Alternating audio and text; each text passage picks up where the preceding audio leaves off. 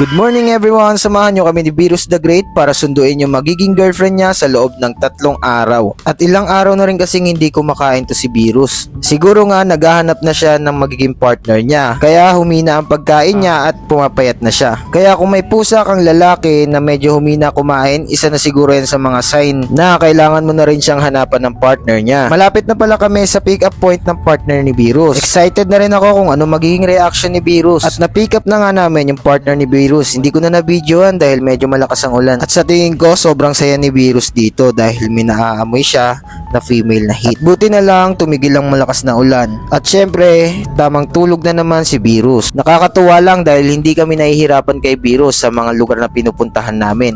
At nakikita nyo naman, natutulog na naman si Virus. Uy, gising na.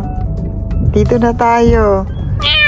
Nakauwi na pala kami ng bahay ni Virus at makikita nyo dito inaamoy agad ni Virus. Alam nyo ba na sobrang aggressive nito ni Virus pagdating sa mga stud niya. Kaso may problema yata si Virus at mapapalaban siya dito dahil mukhang aggressive yung female. Kaya inilabas ko muna yung female para ma-familiarize siya sa lugar ng male. Hayaan ko muna siya mag-amoy-amoy dyan at dito gumamit kagad siya ng litter box ng aking mga pusa. Isa na itong senyales na medyo nagiging komportable na siya. Maya-maya nakita ko pinapatungan na kagad ni Virus ang female na to. Tignan natin kung makakashoot ba si Virus.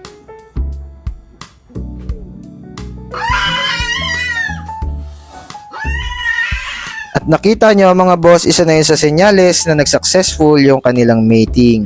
At syempre dapat makikita nyo yung kinukuskus nila ang kanilang mga katawan na parang ganito.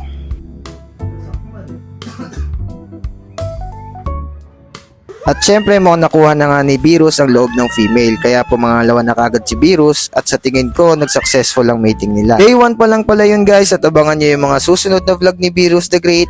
At sa mga gusto magkaroon ng Sphinx, PM nyo lang ako guys, marami tayong available, female and male. Sa mga gustong magpa-stud, PM nyo lang ako guys, follow, like and share. Thank you for watching!